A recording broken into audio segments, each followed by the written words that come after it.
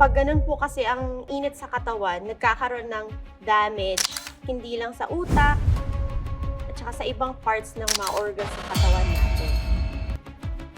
Mabilis ang tibok ng puso, mabilis ang paghinga, yung iba parang groggy, talaga uhaw. Ang mga at risk ay yung mga elderly population at yung mga bata. Hindi maganda yung temperature regulation ng katawan nila. Today, mag-share po tayo ng mga health hacks on how to feel refreshed and cool sa gitna ng napakatinding init ng panahon. Let's all be happy and healthy with Connie. Welcome to Happy and Healthy with Connie. Ngayon pong napakainit ng panahon.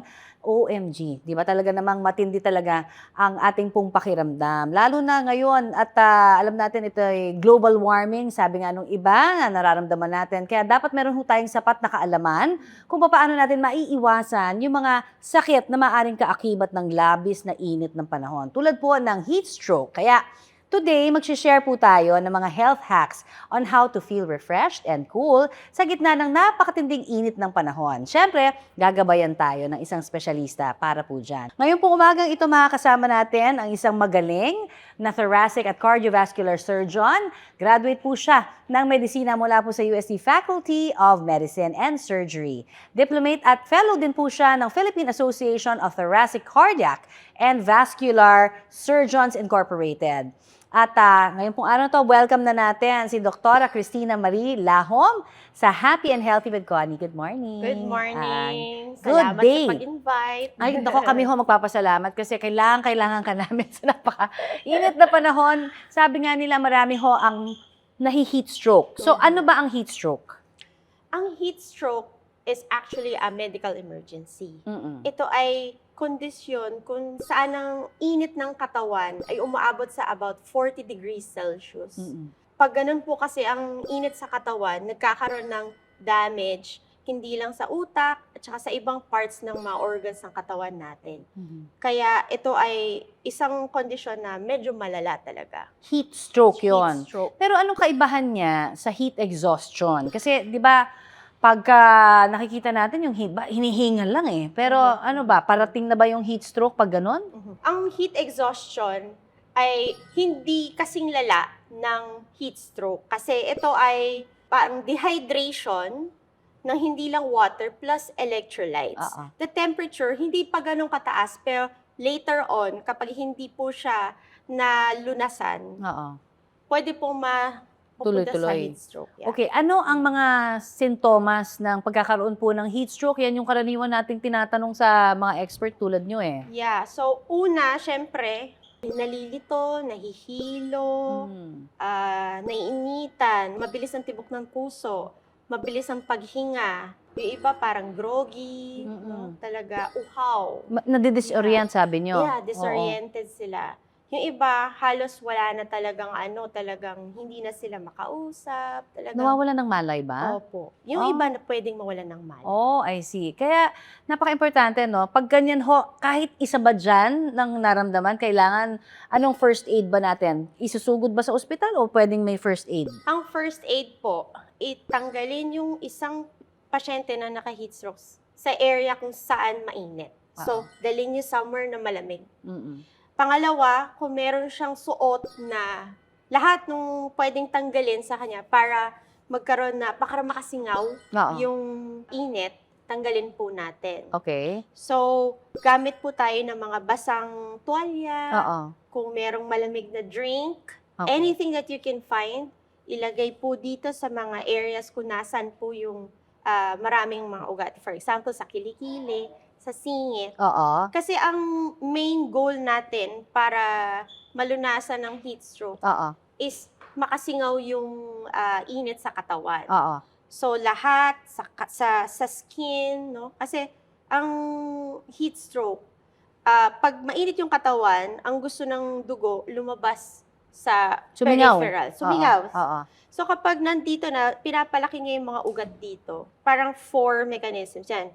So either sisingaw na lang siya, radiation, conduction, kung Mm. sakaling, kunyari may mga basang tuwalya, Oo. ipahid mo dyan, lilipat doon. Oo. At yung evaporation of sweat, no? Kasi Okay. ang sweating is the best cooling mechanism ng Katawan. katawan natin. Okay, totoo ba yung nilalagyan dapat sa mga batok yung malamig? Halimbawa, kahit wala tayong, kasi emergency, nasa daan, may makita tayong malamig-lamig na tubig, na bottled water, pwede bang ilagay yun sa batok? Pwede po yun. Sa batok, sa kilikili, Oo. dito. Painumin? Pwede? Pwede kung kailangan gising siya. Kailangan Oo. conscious siya. Kasi kapag hindi siya conscious, Baka mabilaukan. yeah. Oo nga naman. Okay, doktora, kasi pag sinasabi nating stroke, nakakatakot. Dahil parang ang yeah. una natin naiisip yung stroke na para sa brain, Mhm. 'di ba? O kaya minsan ba parang sumisikip ang dibdib, baka naman heart attack o dala ng hypertension, ano ba? Yeah. So, anong kinaibahan ng actual stroke Mm-mm. sa heat stroke? Mm-mm. Ang heat stroke, sobrang taas ang init ng katawan. Mm-mm.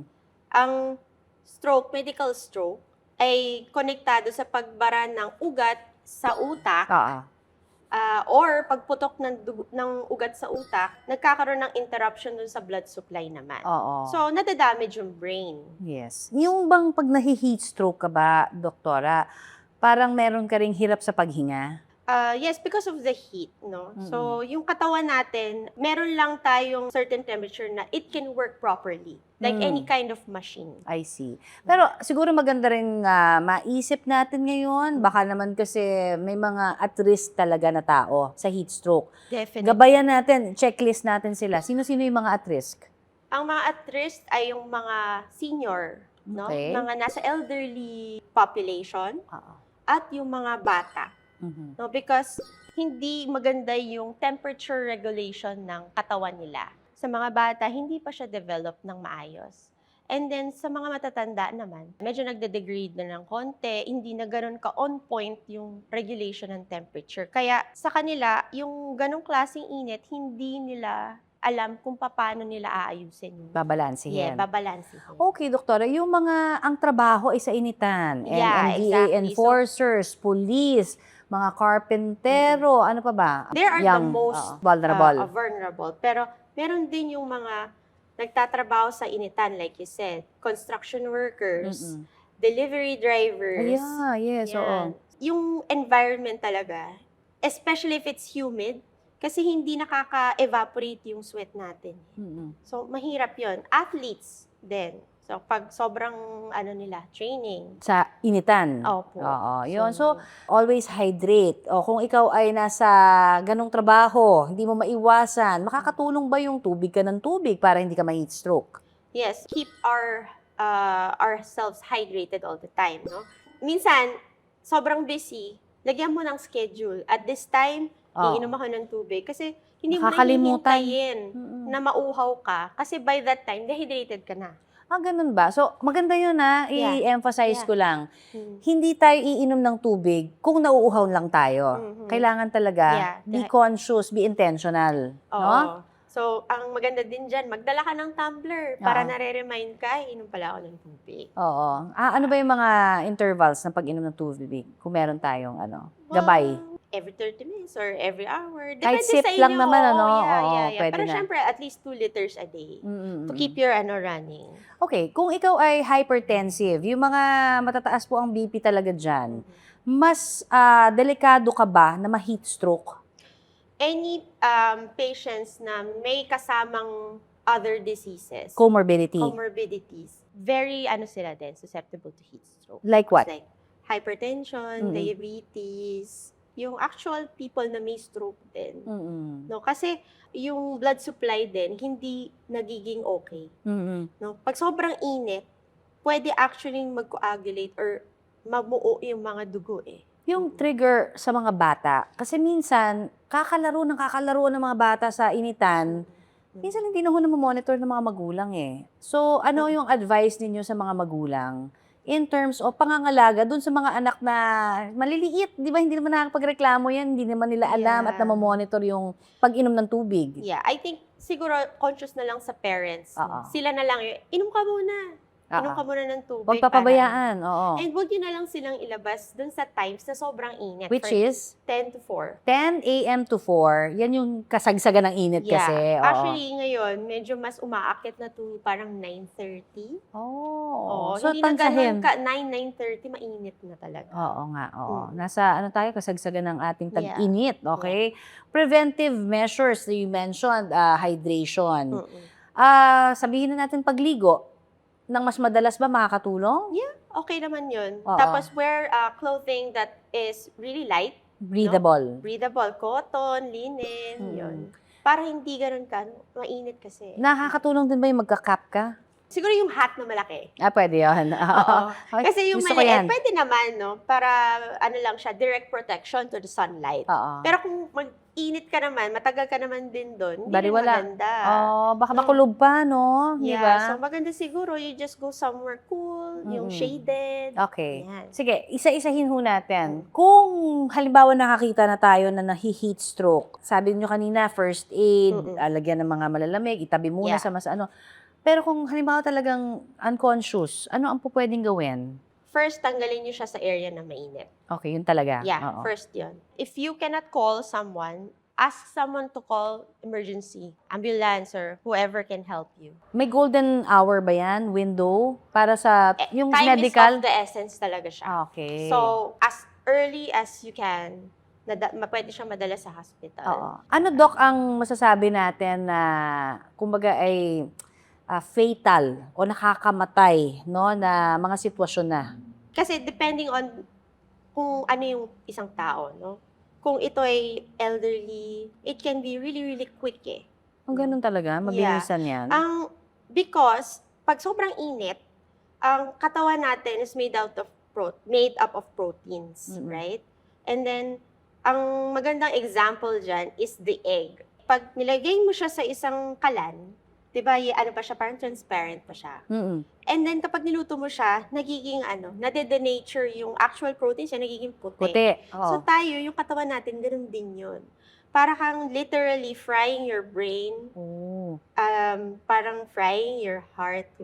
Maiintan, hindi gagana yung katawan natin. Kaya Ayan. talagang it's very essential that we protect ourselves from that heat. Oo. Usong-uso ngayon yung mga portable na fan. Yeah. Pwede ba yan? Of yung mga hacks. course, Yung mga of hacks course. natin. Sige Kami nga. lahat ng bag meron.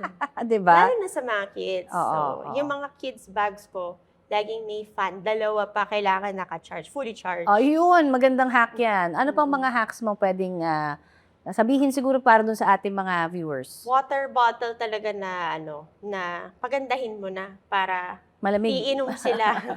Alright, Doktora, thank you sa ating mga natutunan muli sa ating thoracic at cardiovascular surgeon, si Doktora Cristina Marie Lahom. At syempre, kung gusto po ninyong magpakonsulta, Dok, saan ka naman papapuntahan namin? Sa Manila po, meron po ako sa UST, Cardinal Santos, saka sa Rizal area, I have a clinic in Ortigas Hospital. Sa Bulacan area naman po, Wow. Dr. Yanga Hospital, Sacred Heart Malolos, and Ace Baliwar. Wow, ang daming ospital ng doktora. And that's a good thing. Marami kang marireach o mapupuntahan, syempre ikaw for consultation. Thank you so very much Thank again, you. Doktora Thank you. Tina. Ayan. Para sa iba pang impormasyong pagkalusugan, tumutok lamang po rito sa Happy and Healthy with Connie. And of course, don't forget to like, share, and subscribe to Happy and Healthy with Connie YouTube channel. And always remember, stay happy and healthy. Till our next episode, God bless po. At thank you, Doktora. Thank you so much.